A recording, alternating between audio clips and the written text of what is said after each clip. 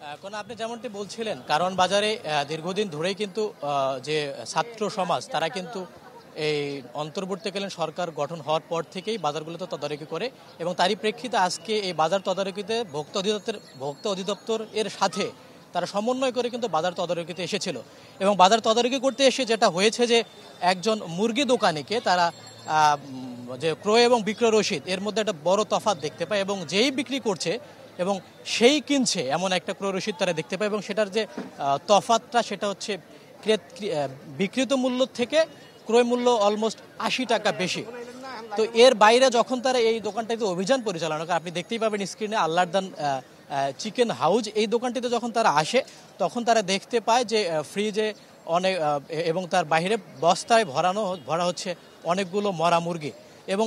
এই যে মরা মুরগিগুলো কি করা হয় তাদের কোনো ধরনের সঠিক ব্যাখ্যা কিন্তু এই দোকানে দিতে পারেনি। পরবর্তীতে তারা বলেছে যে কয়েকটি হোটেলকে তারা এই মুরগি সরবরাহ করে থাকে এবং বিভিন্ন যারা কর্মচারী রয়েছে তারা কিন্তু মুরগিগুলো নিয়ে যায় এবং এরই প্রেক্ষিতে ভোক্তা অধিদপ্তর আমাদেরকে ইনশিওর করেছেন, এখনও তারা এখানে আছেন, তারা বলছেন যে ভোক্তা অধিদপ্তর আইনের সর্বোচ্চ যে ব্যবহারটা তাদেরকে সেই আইনের আওতায় নিয়ে এসে তাদের প্রতি ব্যবস্থা নেওয়া হবে এবং বর্তমানে তাদের ৫০,০০০ টাকা জরিমানা করা হয়েছে এবং পরবর্তীতে